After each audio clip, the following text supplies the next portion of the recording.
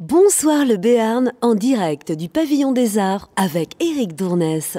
Chers amis, bonsoir. Ça y est, c'est la fin de la semaine. Nous sommes regardés le vendredi 26 juin et ça fait 15 jours, 16e émission, 15 jours en réalité que nous sommes là. Chaque soir, de retour de 18h à 19h. Peut-être allez-vous profiter du week-end pour nous voir en replay. Vous êtes les bienvenus, si ce n'est pas en direct, mais donc en replay pour suivre cette émission. Bonsoir le Béarn, produite par les équipes de Créa Sud avec une envie, une ambition, celle de vous divertir, celle de vous informer, bref, celle de vous rassembler, même à distance, vous toutes et vous tous qui étaient présents avec nous dès les premières heures du confinement lorsque nous avons décidé de lancer cette session tout à fait originale le soir, ce rendez-vous que nous partageons ensemble avec celles et ceux qui sont les acteurs du monde associatif, économique, culturel, sportif de cette région. Cette initiative, elle est née, souvenez-vous, au lendemain du premier tour des élections municipales lorsque le confinement a été annoncé par le président de la République. Confinement le mardi midi, début de Bonsoir le Béarn le jeudi 17h. Et oui, à peine 48 heures après le début du confinement, nous étions là dans ce bâtiment du Pavillon des Arts mis à disposition par la ville de Pau avec la volonté de vous offrir ce programme que vous suivez depuis sur pau.fr, sur la chaîne locale.tv ainsi que sur le sillon.info et à partir de la semaine prochaine sur les sites également de la République des Pyrénées et du journal Sud-Ouest avec des rubriques qui vont tout le long de l'été évoluer pour vous donner envie non pas de rester chez vous, et de vous apporter l'information chez vous, mais vous donner envie de sortir de chez vous, de vous aérer, et ce, en étant évidemment extrêmement prudent au regard des gestes barrières qu'il faut continuer les uns et les autres à avoir. Ce soir, dans Bonsoir le Béarn, regardez son visage, va apparaître à l'écran, nous allons recevoir un trailer béarnais, technicien territorial, un assainissement de la communauté commune des Pays de la Naye, mais surtout, un homme qui a un palmarès extraordinaire, 5 éditions de la Diagonale des Fous à La Réunion, une épreuve mythique, c'est l'un des ultra-trails les plus durs. Il s'appelle Maxime Casajou, il sera notre invité d'ici à quelques petites minutes. Vous allez pouvoir également découvrir tout à l'heure lors de notre antenne ouverte le nouveau visage d'un établissement qui va ouvrir à Pau, issu du savoir-faire de la confiserie Mio, puisque nous découvrons tout à l'heure une deuxième boutique installée rue Joffre à Pau, une nouvelle enseigne qui ouvre maintenant, située au 45 rue du Maréchal Joffre. Et puis, nous ferons connaissance avec un vin, ou plutôt un viticulteur, Laurent Cobé, Osé Lascudé, un domaine qui produit 25 000 à 30 000 bouteilles de vin de pays du comté Tolosan, dont 90% sont vendus à la propriété. Osé Lascudé sera donc tout à l'heure avec nous en direct. Et puis nous allons jouer ensemble avec le mur de la chance. Vous pouvez vous inscrire sur la chaîne locale.tv. La cagnotte, hier soir, a été gagnée par un habitant de Tarbes qui nous suit, baptisé, appelé Jérôme. Cette cagnotte, elle revient à 100 €. Et donc tout à l'heure, si vous jouez avec nous sur le www.lachaînelocale.tv, eh bien vous pourrez remporter cette cagnotte de 100 € ou bien l'un des 120 cadeaux que nous allons vous offrir tout le long de l'été avec ce jeu, le mur de la chance. Allez-y, inscrivez-vous, www.lachaînelocale.tv. Générique, c'est parti.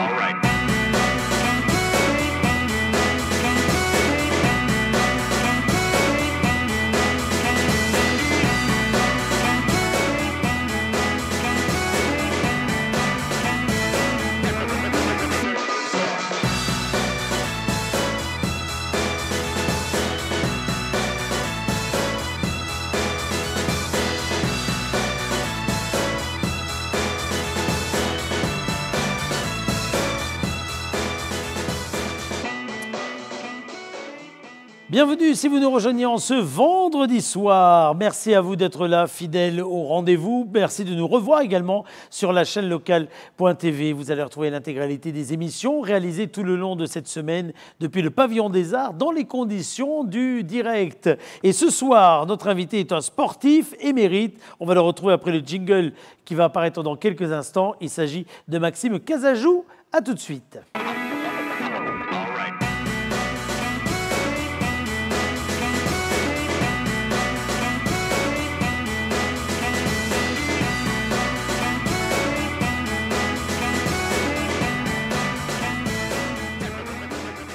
Alors, Maxime Casajou est en liaison avec nous et nous l'accueillons avec un immense plaisir. Bonsoir, mon cher Maxime. Bonsoir. Merci à vous d'être là. Je le disais tout à l'heure très rapidement dans le petit préambule. Vous faites partie de ces sportifs qui avaient, mine de rien, un formidable palmarès et surtout, des expériences formidables à partager avec nous. Vous êtes un trailer amateur à la base, mais vous avez, je le disais, connu de fortes expériences, notamment à la Diagonale du Fou, à La Réunion, cette épreuve mythique.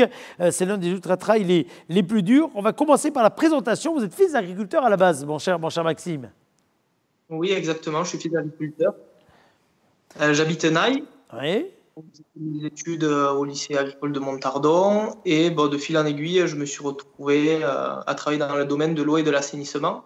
Et aujourd'hui, je m'occupe de l'exploitation des stations d'épuration pour le service d'assainissement de la communauté des communes du pays de Naï. Vous avez participé à votre premier trail à quel âge, Maxime ? Je devais avoir une vingtaine d'années. Une vingtaine d'années. Voilà. Et ce premier trail, qu'est-ce qui vous a attiré pour le pratiquer ? Moi, j'ai toujours aimé la montagne, l'effort physique.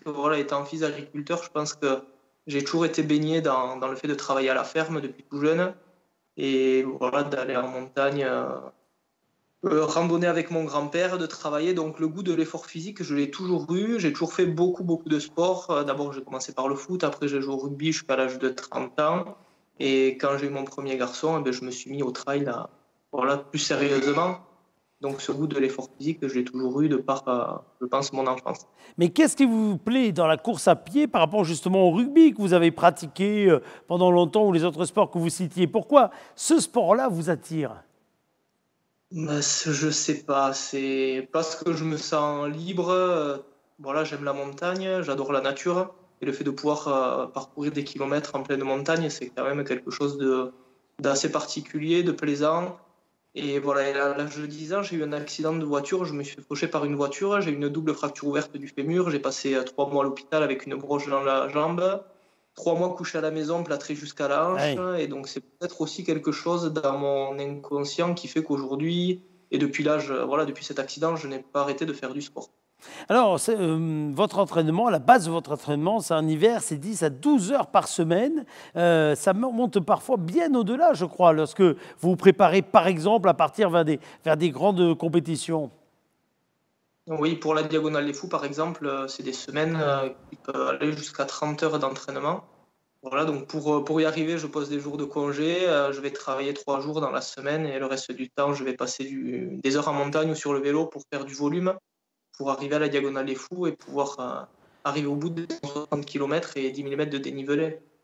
Alors, le moins que l'on peut se dire, c'est que vous allez au bout de vos défis, de vos ambitions. Le fait de faire la Diagonale du Fou, ça vous est venu en tête à quel moment ? Entre le moment où vous avez décidé, vous avez regardé, et puis le moment où vous y êtes allé, il s'est écoulé combien de temps ?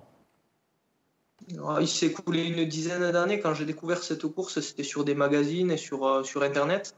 Moi, je faisais du trail localement. Je participais à des courses autour de Pau, dans le Béarn, à la Bigorre. Et je suis parti en voyage avec mon épouse à La Réunion. Et quand j'ai vu les sentiers, les paysages, je me suis dit, un jour, il faudra que tu traverses l'île. Et le moyen de la faire, c'était participer à la Diagonale des Fous. Donc, pendant mes 5 premières années de trail, en fait, je me suis préparé pour progressivement pouvoir arriver à faire une distance de 160 km. C'est pas arrivé du jour au lendemain. C'est pas la préparation d'une année qui permet de faire ça, mais j'imagine. Comment est-ce que vous définiriez la Diagonale des Fous pour ceux qui ne connaîtraient pas l'épreuve ? C'est mythique, tous les coureurs qui l'ont fait, qui en parlent. C'est vrai que c'est une épreuve assez unique parce que à La Réunion, le trail était le sport numéro 1. Tout le monde pratique, ou beaucoup de gens pratiquent la course à pied. C'est une épreuve qui est suivie comme chez nous le Tour de France. Ouais. Donc il y a vraiment une saveur particulière autour de l'épreuve. Et du départ à l'arrivée, il y a beaucoup de monde autour de la course, beaucoup de monde qui suit ça, beaucoup de supporters. Donc c'est quelque chose d'assez unique.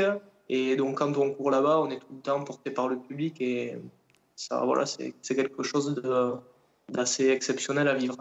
Alors, première édition de la Diagonale des Fous, vous en avez rêvé, vous êtes préparé, vous avez déjà souffert pour être au rendez-vous physiquement. Comment ça se passe? À la première édition, ouais, j'avais terminé 15e. Je me suis un peu laissé griser par l'ambiance. Je partais assez vite. Et au bout de 50 km, j'étais en tête de course avec un Italien. Et voilà, je l'ai payé par la suite, forcément. Et j'ai fini 15e, bon, comme j'ai pu, dans la douleur. Mais c'était une belle expérience. Et voilà, le début d'une aventure qui allait durer 5 années de plus. 5 années de plus. Et puis, en 2018, vous voici troisième marche du podium de cette épreuve, encore une fois absolument mythique. Quel parcours, quelle évolution, quel souvenir vous gardez de cette ligne d'arrivée si particulière? Un très beau souvenir parce que j'avais pu mener la course les 100 premiers kilomètres aux côtés de François Daen, qui avait déjà remporté l'épreuve 3 fois, qui a gagné 3 fois l'Ultra Trail du Mont Blanc. Donc c'est vraiment voilà, la référence mondiale. Donc partager la course avec lui, c'était déjà un super moment. Et puis arriver troisième, finir sur le podium avec la famille, après voilà, 4 années à cravacher en connaissant cette progression, c'était vraiment voilà, un super souvenir et une grande fierté. Retour en 2019 sur la ligne de départ, mais cette fois-ci, alors vous aviez encore plus d'ambition, hein, parce que la troisième marche, vous étiez dit c'est bien, mais vous pouviez même peut-être penser à la deuxième, à la première même, et puis malheureusement, petit incident de parcours qui vous coûte 50 précieuses minutes. Oui, c'est ça. On était un groupe en tête et le parcours a été débalisé sauvagement. Donc, les 15 premiers coureurs, on s'est retrouvés sur un. C'est-à-dire que vous étiez perdu quand vous étiez sur mauvais sentier. C'est ça, là, les premiers qui faisaient la course en tête et le gagnant était forcément à l'intérieur, vous voilà finalement pas sur une bonne route. C'est ça, en fait. Oui, c'est ça. Et non, le gagnant n'était pas avec nous, il était derrière lui. Enfin, oui, non, mais normalement, ce que je veux dire, c'est que si normalement c'était la bonne route, le gagnant était dans les 15 oui. À la base. Oui, ça aurait pu. Ça aurait pu. Donc, on s'est perdu, on a perdu 45 minutes et voilà, il a fallu remonter. Donc, moi, j'ai la chance d'avoir un mental assez solide. Donc, ça m'a permis de faire abstraction du fait d'avoir perdu 250 places. Et je suis remonté jusqu'à la deuxième place. Et voilà, et à la fin, je l'ai un peu payé, donc je termine quatrième. Ouais, ce qui est déjà une formidable performance, parce que vous le disiez, vous êtes redescendu à 250e. C'est ça, le temps de se réorienter dans le bon chemin? Oui, c'est exactement. Incroyable. C'est pas surprenant quelque part, vu le mental qu'il faut pour aller au bout de ce type d'épreuve. Alors, ce mental que vous cultivez, entre guillemets, de quelle façon? Vous avez parlé de votre famille tout à l'heure. Quel rôle a la famille finalement dans la préparation et puis la capacité à vous préparer à cette épreuve? Oui, il y a le côté physique, mais sur un ultra qui va jouer, on va dire, pour moitié, et le côté mental qui va jouer pour l'autre moitié, parce qu'au bout de 10 ou 12 heures d'effort, on est tous dans le même état de fatigue, et la différence se fait souvent au mental. Et je pense moi j'ai la chance d'avoir une vie de famille équilibrée, une famille qui me soutient, un entourage présent pour moi, qui font qu'aujourd'hui, quand je suis dans des moments difficiles en course, j'arrive à me raccrocher à des choses comme la famille, mes enfants, mon épouse qui m'accompagne sur les déplacements. Donc c'est sûr que c'est un plus et moi, ça fait partie de ma réussite indéniablement. Parce qu'évidemment, il y a une forme aussi d'abnégation, de sacrifice de la part de ceux qui vous entourent. Parce que cet entraînement dont vous avez parlé, c'est cet engagement physique, de temps, etc. Il faut arriver à vous partager avec la course à pied, Maxime. Oui, c'est ça. Mais c'est sûr que le travail, c'est 35 heures par semaine. Mais quand on rajoute les 20 heures en moyenne que je fais actuellement, ça fait des semaines quand même à 55 heures avec 2 enfants en bas âge qui ont 5 et 10 ans. Mon épouse qui est à son compte pour travailler, on vit une vie à 1000 à l'heure, mais bon, on n'a qu'une vie. Exactement. Moi, j'ai la chance de pouvoir partager mes vacances, choisir des destinations sportives qui me permettent d'allier le sport à la famille. Vous le remarquerez, souvent c'est la Réunion, c'est l'île Maurice, c'est la Corse, c'est les Canaries. Donc, c'est des destinations où moi je peux faire du sport, où il y a de belles montagnes et où eux, en parallèle, on peut rester quelques jours pour profiter des vacances, on va dire. C'est la contrepartie de toutes les heures passées loin de la maison à m'entraîner et d'avoir des vacances en famille au soleil. Bon, nous voici en 2020, nous voici à la fin du mois de juin, nous voici après une période inédite de confinement, d'annulation. Comment s'est passé ce programme 2020? Vous aviez beaucoup, je crois, de courses qui étaient programmées, préparées, sur lesquelles vous attendiez à aller à vivre de formidables expériences. Et puis patatras, il n'en reste plus. Ouais, cette année, je devais aller à Annecy fin mai faire un 80 km. Fin juin, au Tour du Mont Blanc, faire un 90 km. En juillet, à l'île Maurice. En août, l'Ultra Trail du Mont Blanc qui faisait 160. Et en octobre, la Diagonale des Fous. Donc pour le moment, sur le papier. Est-ce qu'un tient sur le papier? Est-ce qu'un tient sur le papier la Diagonale des Fous pour le moment? Oui, les organisateurs ont maintenu la course. Ils continuent à dire qu'elle aura lieu. Après, il faut rester prudent parce que voilà, on ne sait pas si le virus repart, les conditions de vol, etc. On n'est pas à côté de la Réunion. Donc pour l'instant, je m'entraîne pour garder la forme en me disant qu'elle aura peut-être lieu. Et bien, si elle n'a pas lieu, ça sera une année blanche. J'ai fait qu'une course que j'ai remportée, donc ça sera une année à 100%. Oui, on peut dire comme ça, on peut dire comme ça. Comment est-ce qu'on s'entraîne aujourd'hui au quotidien quand on est confiné, même si vous, le confinement, il était avec un côté très, très, très ouvert, très naturel. Vous étiez confiné à la ferme, c'est ça, Maxime? Oui, c'est ça. Mais pendant le confinement, bon, j'ai la chance de vivre sur une exploitation agricole. On a 40 hectares de terre autour de la maison, donc j'ai pu me dépenser physiquement. J'ai compensé le manque de course à pied par le fait de faire du bois. On a nettoyé les bordures des champs, le fait de préparer pour faire le maïs, ramasser des cailloux à la main, nettoyer la ferme. Donc j'ai eu une activité physique qui m'a permis de compenser la dépense énergétique que j'avais pas en course à pied. Et j'avais un tapis de course à pied aussi que j'ai pu utiliser, un home trainer en vélo. Donc voilà, finalement, le confinement, avec le travail également en parallèle, est passé assez bien. Maxime, c'est un sport qui est un sport, un sport souffrance, je me permets de dire ça. Aujourd'hui, est-ce qu'avec la période du confinement, vous avez peut-être retrouvé la pratique un peu différente, une pratique sport-plaisir? Parce que les ambitions, les joies, les défis, etc., c'est formidable, mais il n'empêche que pour le corps, ça reste une souffrance quand même, le sport que vous pratiquez, il faut quand même se le dire. Pour le corps et l'esprit, et c'est vrai que moi, ça fait 9 années que c'est la compétition pas à tout prix, mais voilà, j'ai l'esprit compétition. Donc on enchaîne les courses. J'ai 3 semaines de coupure en novembre et après on repart sur de l'entraînement. Et là, cette pause est vraiment salutaire pour le corps comme pour l'esprit. C'est vrai qu'en ce moment, je m'entraîne pour le plaisir. Mon entraîneur, on s'appelle pour se donner des nouvelles, mais il ne me fait pas des séances de martyr. Je vais avec les copains faire du vélo ou de la montagne en fonction du temps disponible. Donc c'est agréable aussi de faire ça pour le plaisir, même si d'habitude il y a du plaisir, mais il y a aussi des sacrifices et des séances qui parfois sont difficiles.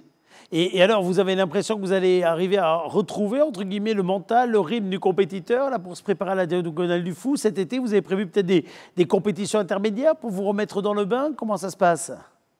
Oui, le mental, je veux le retrouver. Des compétitions, il n'y en aura pas avant le mois de septembre. Mais je vais me faire un petit défi avec des copains. Là, on va faire une traversée. Je vais partir du pic midi de Bigorre et rejoindre l'Osso à travers la montagne. Donc, il y a à peu près 90 km et 7000 mètres de dénivelé. Donc, pour moi, ça sera un gros entraînement. Défi, voilà, en off. Et des copains vont m'accompagner, faire des tronçons à tour de rôle pour le parcours. Et voilà, et le but, ça sera de partir peut-être pendant la nuit du pic de Bigorre et rejoindre l'Osso avant le coucher du soleil. Oui, un petit 6000 mètres ou 7000 mètres de dénivelé, rien finalement comparé aux 9611 mètres de dénivelé positif de la Diagonale des Fous, quoi, finalement. Oui, mais après, si je suis performant à La Réunion, parce qu'on a aussi dans les Pyrénées des sentiers très beaux, très techniques et très difficiles. Donc, vraiment, on n'a rien à envier à La Réunion. Alors, vous le disiez tout à l'heure, il y a un entraîneur qui travaille avec vous, outre la famille. Ça veut dire que ça se compose également, votre entraînement, peut-être une partie diététique, d'une partie... Expliquez-nous un petit peu les coulisses. Comment on se prépare à ce que le corps, le mental et le corps soient prêts à une telle épreuve? C'est de l'entraînement. Ouais, c'est l'entraînement. Après, la diététique, sincèrement, c'est souvent des questions qu'on me pose. Moi, je suis agriculteur, j'ai été élevé au lait de vache, on avait des vaches laitières. On tue encore le cochon à la maison, on fait des canards, on a des poules de la ferme. Donc, je revendique ce côté terroir et le fait que je sois né à la ferme et que j'ai grandi avec ça. Donc j'ai toujours connu cette diététique. Je ne suis pas du genre sans gluten, sans lactose, sans charcuterie et sans graisse. Et même s'il faut boire un verre de vin ou une bière, je le fais avec plaisir. Donc je n'ai pas de régime alimentaire particulier. Et au contraire, je pense que c'est bien de pouvoir se faire plaisir d'une façon aussi. S'il n'y a que des sacrifices en termes de temps et de famille, Ça fait beaucoup. bien qu'il y ait quelques plaisirs. Ouais. La nourriture, c'est un plaisir. Et puis je dépense tellement de calories que j'ai besoin de bien manger également. Maxime, le défi ultime que vous êtes, vous, fixé, le Saint Graal, pour vous, qu'est-ce qui vous fait courir, j'ai envie de dire? Bon, aujourd'hui, je sais pas. Franchement, j'ai fait 3e à la Diagonale des Fous. J'aimerais la gagner, mais si je la gagne pas, ce sera pas grave. J'ai pas de rêve particulier, de garder la forme, de pouvoir profiter. Et voilà, j'estime que j'ai atteint mes objectifs. Si on m'avait dit ça il y a quelques années, vous vous rendez compte, au début, je courais pour gagner une course à l'Estelle Bétaram, parce que j'ai fait là-bas tout gamin avec mon grand-père et que pour lui, je voulais la gagner. Aujourd'hui, je me retrouve 3e à la Diagonale des Fous, donc je pense que j'ai atteint mes rêves. Donc je continue à prendre du plaisir et à rendre mes enfants et ma famille fiers. Et ils ont de quoi, ils ont de quoi. Merci beaucoup d'avoir été avec nous, Maxime, pour nous parler de la suite. J'espère vraiment que vous pourrez être au rendez-vous et que la Diagonale des Fous, surtout, pour être au rendez-vous de votre calendrier, votre agenda. Je le dis dans ce sens parce que je sens bien que vous serez prêts. Quoi qu'il arrive, vous serez prêts. Peut-être que l'avion ne décollera pas, peut-être que ça sera compliqué sanitairement, mais je sens que sinon, vous serez prêts. Je serai prêt. Je ferai 160 km dans les Pyrénées si ça ne décolle pas. Eh ben voilà, exactement. Ben voilà un deuxième type de diagonale. Merci beaucoup, Maxime, pour votre une nouvelle fois participation. Félicitations à vous. Vous faites partie de ces sportifs qu'il est formidable de rencontrer, de connaître, fait de simplicité. Alors que lorsqu'on voit les images, moi je me souviens quand on vous a reçu au Trophée des Sports avec Pierre des Prés, lorsqu'on vous a reçu par ailleurs ces images incroyables de la Diagonale des Fous avec ce que ça marque également, hein, physiquement, hein, moralement, mentalement, sur les passages. Et lorsqu'on vous voit là avec cette sérénité, cette simplicité, nous parler de ce petit 6000 ou 7000 mètres de dénivelé que vous allez pouvoir vous faire dans les Pyrénées pour vous entraîner un tout petit peu. Moi, je trouve ça formidable. Merci beaucoup, Maxime. Merci à vous. Merci beaucoup. Merci. Nous, on va continuer notre très modeste marathon de l'info. Dans quelques minutes, chers amis, il sera l'heure de découvrir l'antenne ouverte avec donc l'ouverture d'une nouvelle adresse pour la maison Francis Muon à Pau, une de plus. Mais avant cela, on va découvrir un autre producteur, mais cette fois-ci c'est un producteur de vin. Il s'agit de Laurent Cobé, Osez l'Escudé. Vous connaissez peut-être ce vin, Osez l'Escudé, qu'on trouve d'ailleurs au court-circuit, l'espace de restauration que nous avons au sein du groupe Créa Sud, installé au cœur de la ville de Pau, pas très loin de l'entrée du parking Clémenceau. Laurent Cobé est notre invité dans quelques instants. À tout de suite.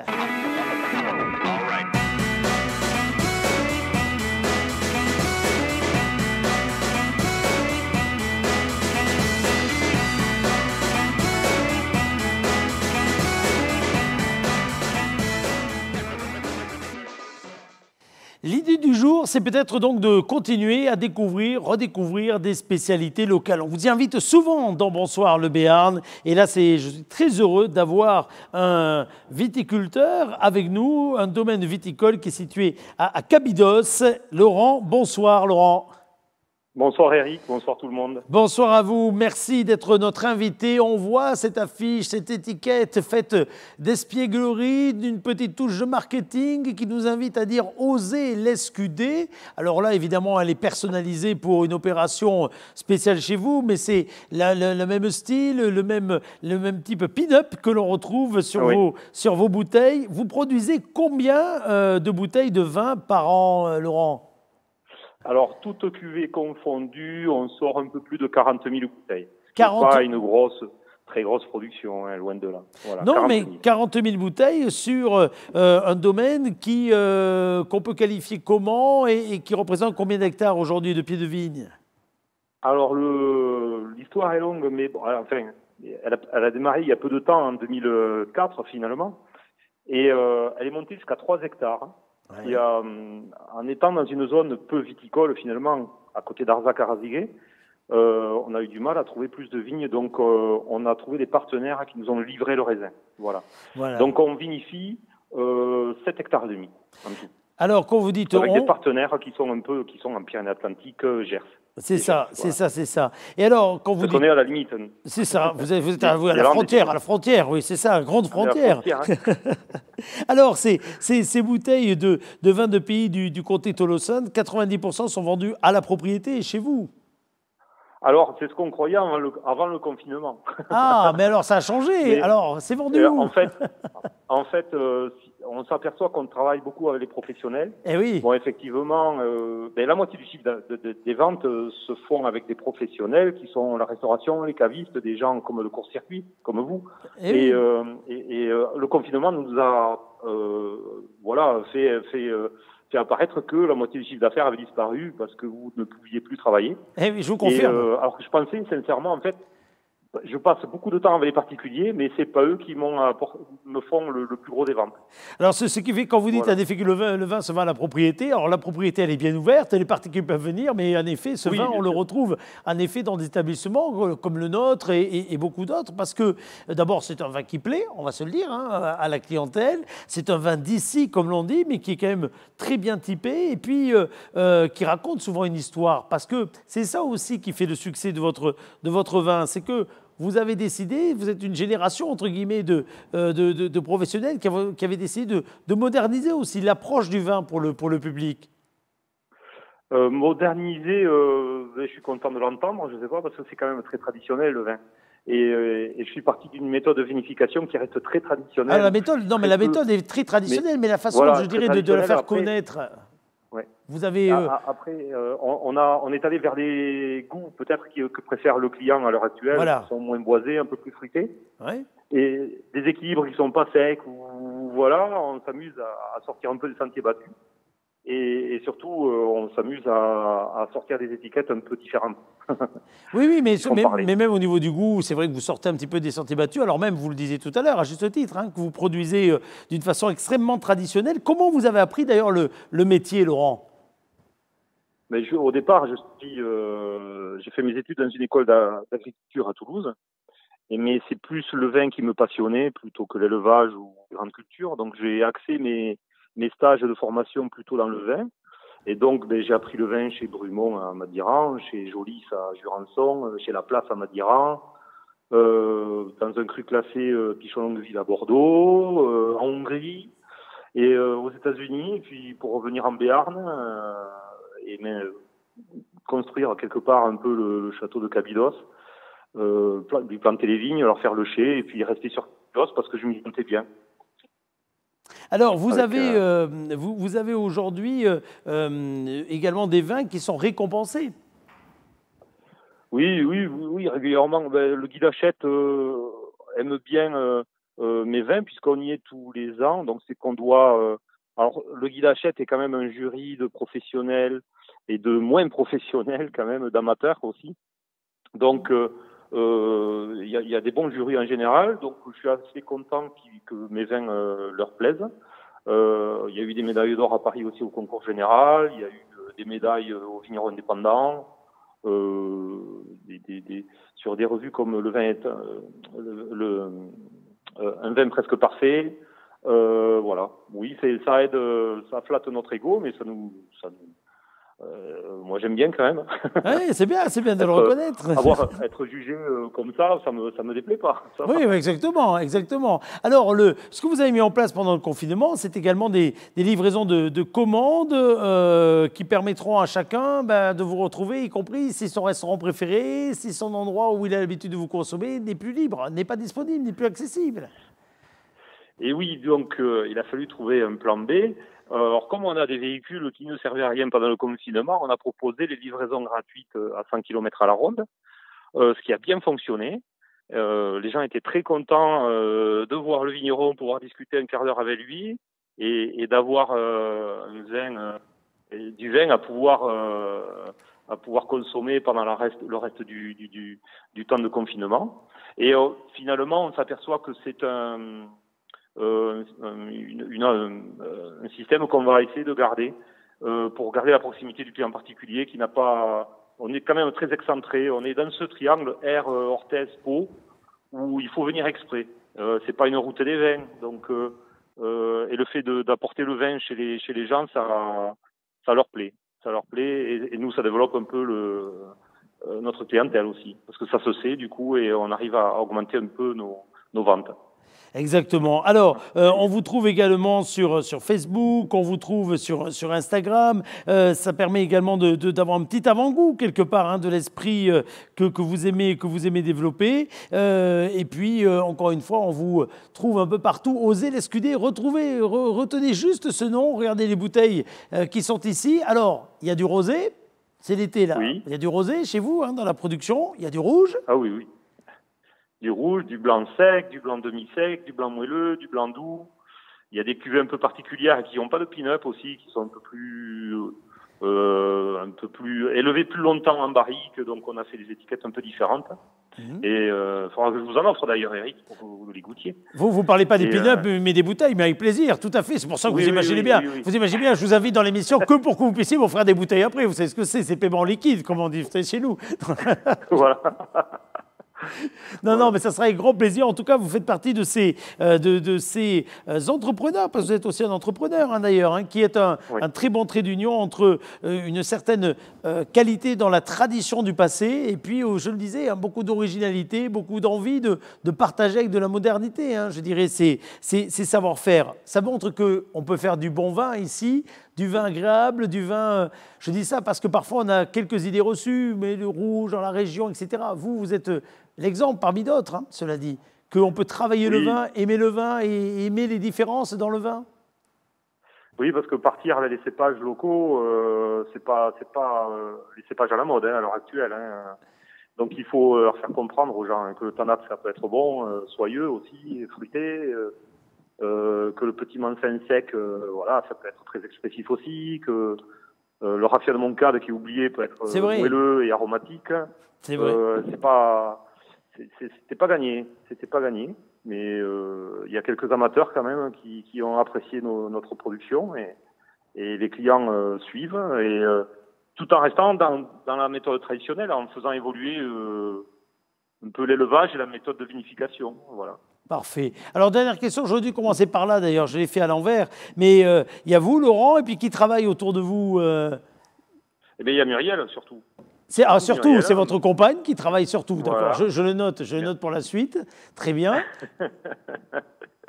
Muriel, qui est là depuis maintenant, qui a rejoint l'équipe depuis 1 an et demi, et toutes les publications Facebook et Instagram, et tout ce que vous trouverez sur vos mails, c'est Muriel qui s'en occupe. Qui s'en occupe, voilà, pour le côté modernité dont je parlais tout à l'heure et mise en avant de la qualité à la fois des produits et puis de la façon de les produire. Laurent, avec donc, vous le disiez tout à l'heure, cette baisse un petit peu des chiffres pour la restauration ou autre, cela dit, ça reparle un petit peu ? Alors, ça repart, oui. C'est reparti. Les gens avaient bien vidé leur cave, les restaurateurs aussi. Et donc, il faut refaire le plein. Et on a un mois de juin qui est très chargé en commandes. Très bien. Après, est-ce que ça va continuer? J'espère. Mais j'espère que ça continue en juillet et en août. Voilà. Eh bien, écoutez... Et là, à ce moment-là, ce sera à peu près gagné, même si le souci qu'on a dans le vin, c'est que les ventes qu'on n'a pas eues depuis 2 mois, c'est du vin qui dort en cuve et qu'on n'a pas mis en bouteille. Et ce qui fait qu'on aura plus de stock au moment des vendanges et moins de place pour entrer la nouvelle récolte. Et voilà, c'est ça. C'est le gros souci qu'on a tous dans le vin. Absolument, c'est ce gros souci-là dont on a souvent parlé ici même d'ailleurs. En tout cas, osons l'Escudé tout le long de l'été. Ça sera avec un immense plaisir pour celles et ceux qui vont oser et le goûter. Vous le trouvez donc au court-circuit un peu partout ailleurs. Et puis surtout, n'hésitez pas à faire connaissance avec Laurent, avec Muriel, avec Oser l'Escudé en allant sur leur page Facebook, Instagram ou autre. Pénétrer à l'intérieur et également de leur univers. N'hésitez pas à prendre rendez-vous du côté exploitation et puis laissez-vous charmer par ces pin-up, y compris à domicile, qui peuvent donc être livrés, on l'a bien compris, avec cette petite touche. Qui c'est qui vous fait les affiches d'ailleurs de ces pin-up qui sont ici à l'écran, là, très ambiance rétro, années 50, c'est qui? Laurent? Allô? Oui, Laurent. Oui, Qui c'est qui vous fait ces pin-up là? Qui c'est qui vous les dessine? Ah, alors, c'est Pin-Up, bon, au départ, c'est une banque d'images libre de droit. Oui, d'accord. Et le designer de l'étiquette, C'est ça. c'est Nicolas Fernandez. D'accord, voilà. Qui travaillait, dont le père avait l'imprimerie des Gaves, qui est en Anguin. Donc, on est vraiment resté local. Absolument, c'est bien. Les étiquettes en Anguin, elles étaient créées à Anguin, et voilà, c'est quelqu'un qui est très doué, je trouve, qui a compris notre esprit vintage. Et qui arrive à répondre à toutes nos idées. Parce que nous, on a les idées, mais après, il faut les mettre sur le papier. C'est ça. Après, il faut les imaginer artistiquement, donc c'est pas évident. Merci. Je pense que c'est quelqu'un de très bien. Merci beaucoup, mon cher Laurent, d'avoir été avec nous. Merci pour cette petite présentation. Eric. Et à très bientôt. Vous embrasserez Muriel également. Puis je vous dis à très bientôt au court-circuit ou ailleurs. Et j'ai bien retenu la promesse que vous m'avez faite tout à l'heure. Je vous préviens, je vais vous la rappeler. À très bientôt, mon cher Laurent. Merci beaucoup. Dans quelques instants, l'antenne ouverte avec d'autres amateurs de la gastronomie et du savoir-vivre local, la Maison Francis Muot. À tout de suite.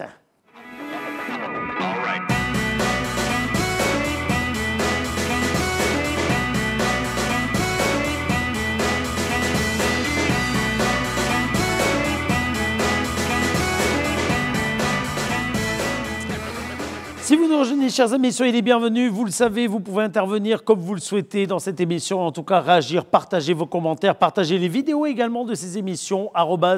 @bonsoir, le hashtag, bonsoir le Béarn, hashtag bonsoir le Béarn, quels que soient les réseaux sociaux sur lesquels vous vous exprimiez ou sur lesquels vous avez l'habitude de vous rendre. Sans plus tarder, Jean Otax est avec nous en ligne. Mon cher Jean, bonsoir. Bonsoir.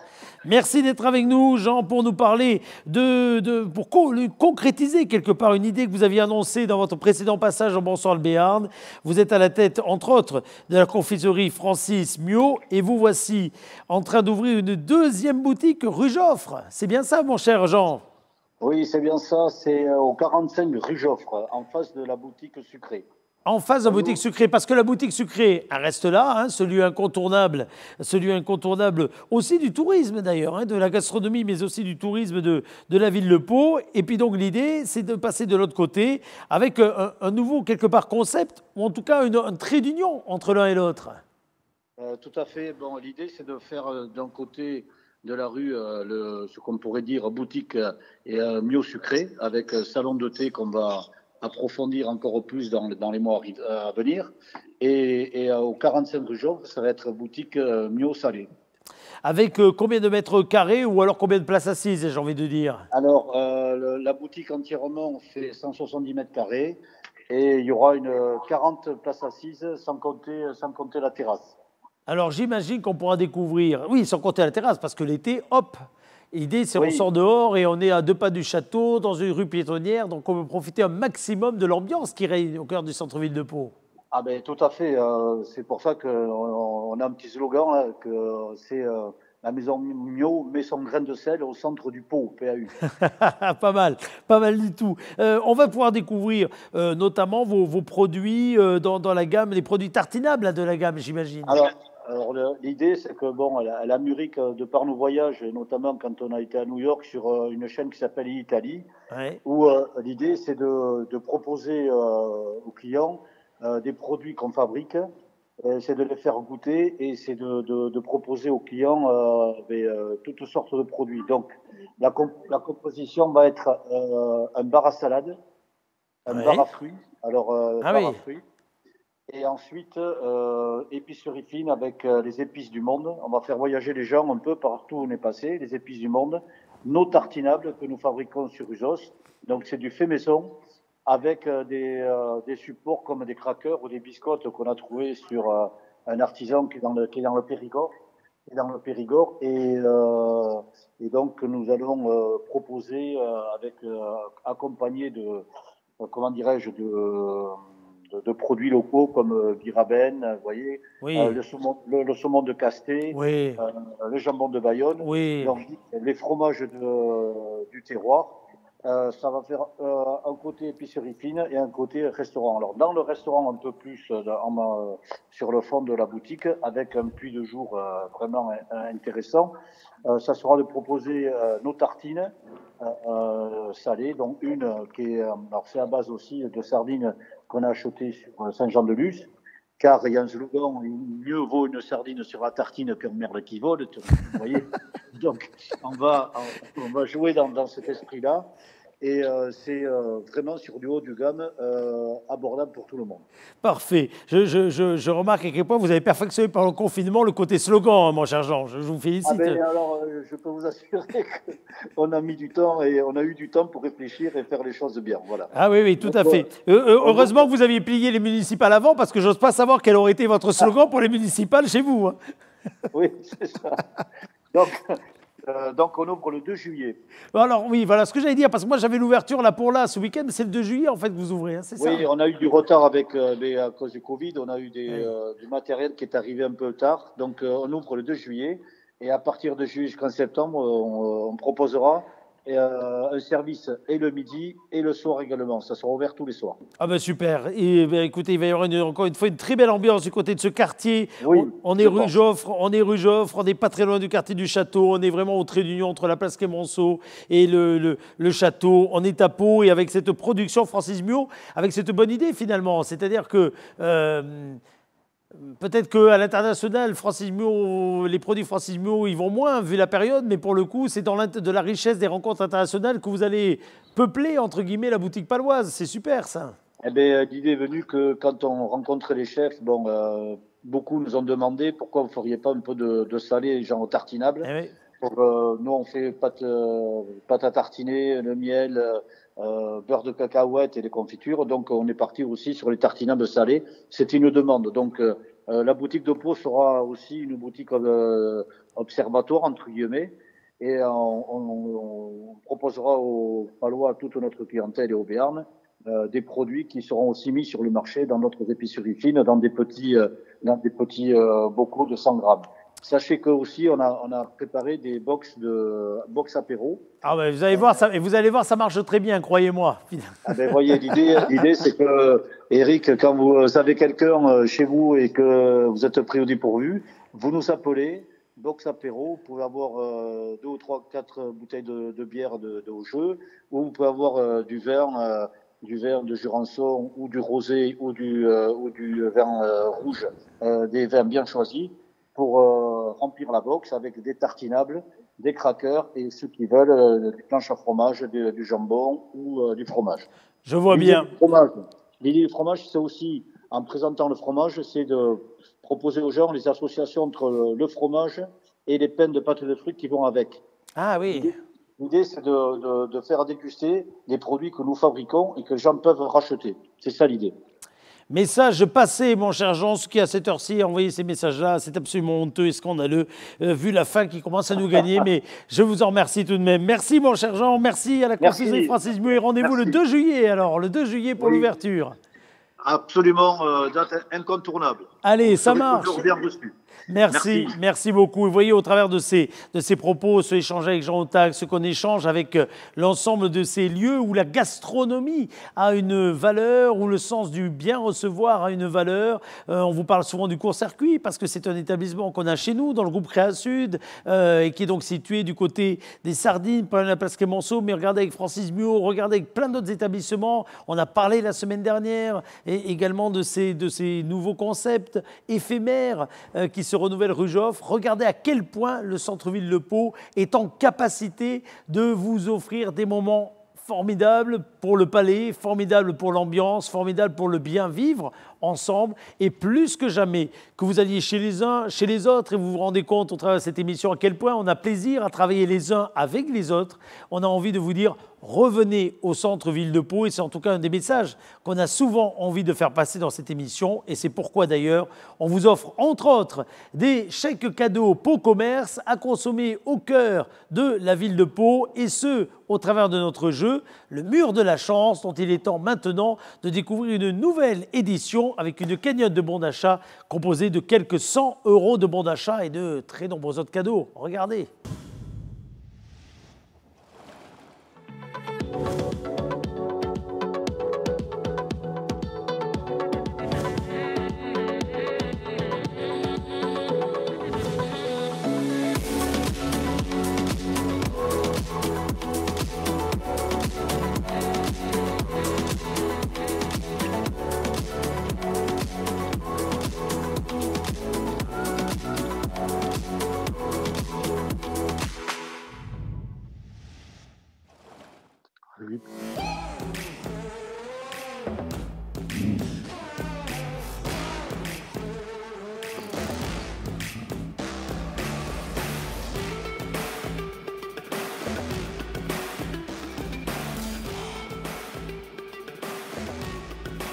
Allô?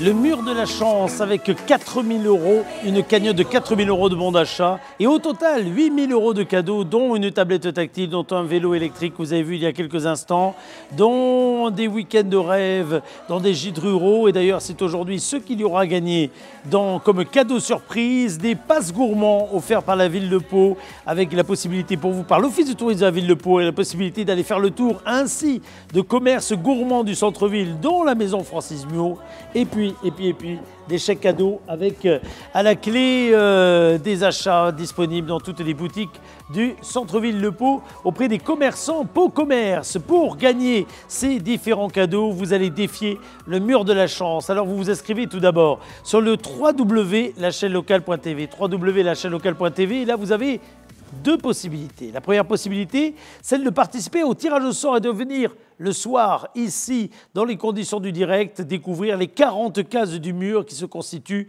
juste à côté de moi, avec des moyens technologiques absolument incroyables. Ces 40 cases sont ici. Derrière chacune de ces cases, il y a un cadeau. Quoi comme cadeau, me direz-vous? Eh bien, regardez, vous avez des chèques cadeaux d'une valeur de 10 €, vous en avez 3. Vous avez des chèques cadeaux d'une valeur de 20 €, vous en avez 2. Vous avez des chèques cadeaux d'une valeur de 30 €, vous en avez 2. Chèques cadeaux d'une valeur de 40 €, vous en avez 1. Vous avez 5 cases passe gourmand, je vous en parlais tout à l'heure. 5 cases le court-circuit, avec des boîtes apéro, un petit peu comme celle dont vient de vous parler Jean Otax, mais fabriquées par le court-circuit, notre adresse de restauration située au cœur même de la ville de Pau, et qui, vous le verrez tout à l'heure à la fin de l'émission d'ailleurs, vous propose mardi soir une soirée de dégustation œnologique.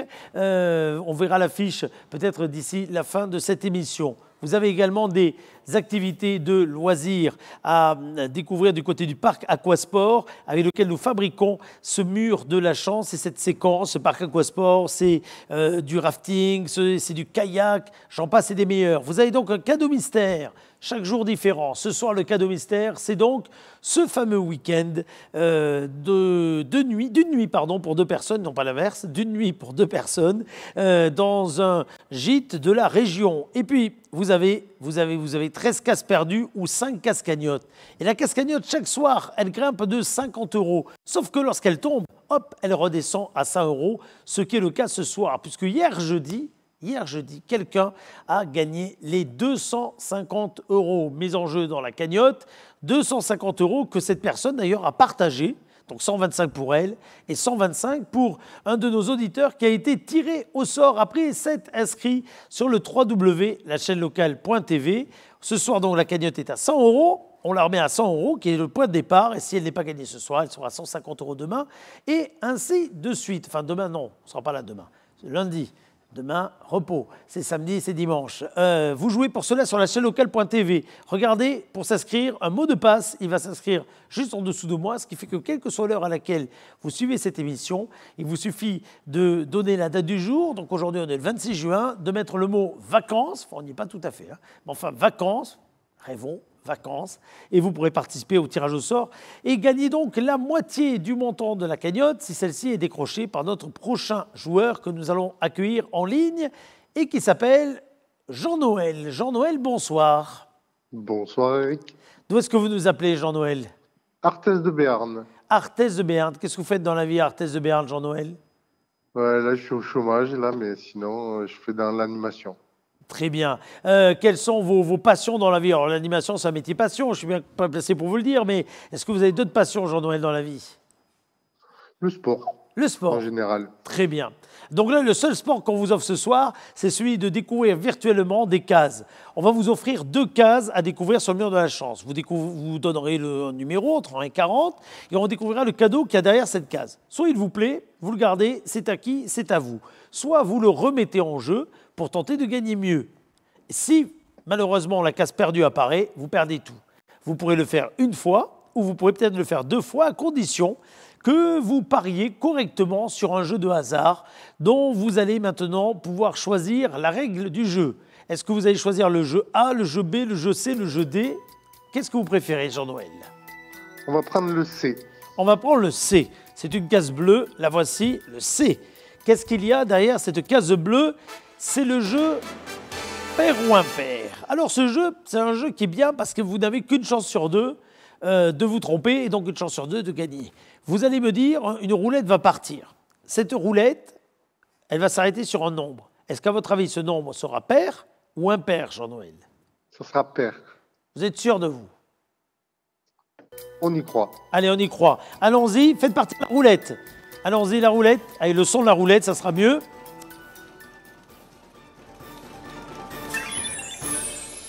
Zéro, 4.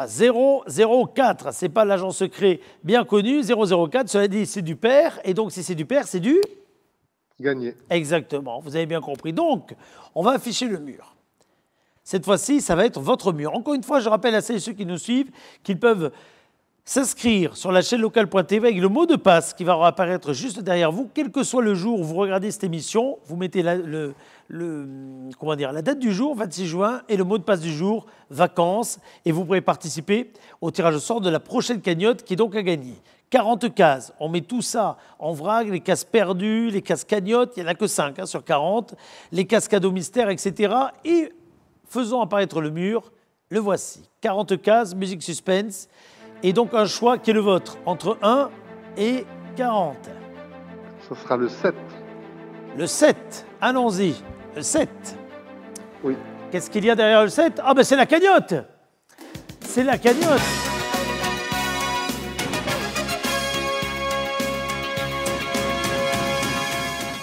Si tous les soirs, tout le monde me fait tomber la cagnotte, avant l'été, on va pouvoir payer les bagages. Bon, vous avez 100 €. Alors, vous partagez, hein, c'est 50 pour vous et 50 pour quelqu'un qui sera tiré au sort sur le site internet. 50 pour vous, 50 €. Ce qui veut dire que, vu les cadeaux mis en jeu, vous pouvez soit remettre en jeu la cagnotte, qui sait, soit pour gagner le week-end de rêve, etc., soit vous gardez la cagnotte. Qu'est-ce que vous faites, Jean-Noël? Allez, on est joueurs, on va essayer le petit voyage. Alors, attention, c'est un week-end dans la région, on est d'accord, hein, vous n'allez pas prendre l'avion, etc. Hein, on est d'accord. Non, c'est sûr. Donc, on va dire voyage. On va pas prendre l'avion. Ah, voilà, c'est pour ça. Hein, le vélo, peut-être. Oui, ça c'est possible. Alors, on va rafficher le mur. Et musique suspense, allons-y. Le numéro 15. Alors, attendez, vous allez plus vite que le mur. Vous allez plus vite que le mur, Jean-Noël. Oh là, on y va doucement, vous savez, c'est une vieille machine. Alors, le 15, allons-y. Ah, c'est perdu. Ah. Aïe, aïe, aïe, Jean-Noël, vous avez été joueur, vous aviez 100 €. Vous aviez 100 € à partager, ça faisait 50 pour vous, 50 pour quelqu'un, et vous avez remis ça en jeu. Malheureusement, c'est perdu. Eh bien, écoutez, on ne va pas se quitter comme ça quand même. On va garder vos coordonnées et on va vous envoyer, en tout cas, on va vous envoyer un bon pour que vous puissiez venir déguster, avec la musique de fond qui va partir, mais déguster une petite gourmandise du côté du court-circuit, notre restaurant situé au centre-ville de Pau. Mais malheureusement, ça va s'arrêter là. Jean-Noël, je suis désolé. Ben, très bien, c'est pas grave, hein, c'est le jeu. Hein. C'est le jeu, vous rejoignez avec nous, vous continuez à vous inscrire, puisque vous pouvez jouer une fois par jour, vous le savez, chers amis, pour tenter de partager la cagnotte lorsque celle-ci tombe et lorsque la personne qui l'a fait tomber veut la garder. Ce qui n'était pas le cas de Jean-Noël ce soir. Merci Jean-Noël, en tout cas, d'avoir joué avec nous. Merci à vous. Merci, à très bientôt, j'espère qu'on rejouera cet été. Merci beaucoup. Merci. Alors, on va accueillir Jean-Noël au court-circuit dans les jours qui viennent. Vous êtes tous invités d'ailleurs à venir au court-circuit, notamment parce que mardi, on a un atelier dégustation à la découverte des vins d'été. Alors, pour 30 €, vous allez pouvoir réserver votre place dans cette soirée assez spéciale, puisqu'il n'y a qu'une douzaine de places en réalité. 30 € pour réserver une place, avec 80 à déguster au choix, accompagné par des planches de charcuterie. Et puis vous aurez un petit livret explicatif qui vous sera offert et qui va vous servir de guide tout le long de l'été pour choisir vos vins. Les meilleurs, ceux qui correspondent le plus à vos goûts. Le court-circuit, c'est rue Gachet à Pau. Vous savez que dorénavant, on vous propose de venir déjeuner. On vous invite, c'est un bien grand mot, mais on vous propose de venir déjeuner tous les jours avec les différents bocaux de spécialités locales préparés par les chefs d'Oquin et Camp de Borde, ainsi que toute la carte, les salades, les sandwichs, etc. Et puis le soir, la convivialité et tout ce que l'on connaît comme excellent produit du côté du court-circuit. Tout cela rue Gachet, juste à côté du parking de la place Clémenceau. Et inscrivez-vous, puisqu'il n'y a qu'une douzaine de places, il doit en rester pas plus que 6 ce soir. Et on fera très souvent d'ailleurs du côté du court-circuit des soirées spéciales dorénavant avec ces dégustations, avec également la complicité d'une spécialiste œnologue qui nous accompagne pour ces rendez-vous et que nous aurons plaisir donc à retrouver dorénavant du côté du court-circuit très régulièrement. Je vous souhaite un très bon week-end. Dimanche, quel que soit pour qui, allez voter chez vous. Si tout ne s'est pas fait, tout s'est pas joué au premier tour, allez voter. Toutes les précautions sont prises, vous le savez, dans tous les bureaux de vote. N'hésitez pas à le faire. Engagez ainsi pour les années à venir votre ville avec quelque part ce que vous pourrez apporter comme espoir, comme envie, comme sanction peut-être, j'en sais rien. En tout cas, allez-y, quelle que soit la personne pour qui vous allez donner votre bulletin de vote, parce que c'est aussi ce qui nous reste, ma foi, pour nous exprimer et pour peser dans ce monde de demain que chacun appelle de ses voeux. Encore faut-il qu'on se donne la possibilité les uns les autres de le construire. Donc tout en restant prudent, vous allez voter dimanche, c'est important pour les uns et pour les autres. Et on se retrouve lundi avec, quoi qu'il en soit, à Pau, un maire au masculin, ça c'est certain. Et on l'espère, une nouvelle belle aventure qui démarrera pour les 6 ans à venir, quoi qu'il en soit. Je vous souhaite un très bon week-end et je vous dis à lundi. Salut!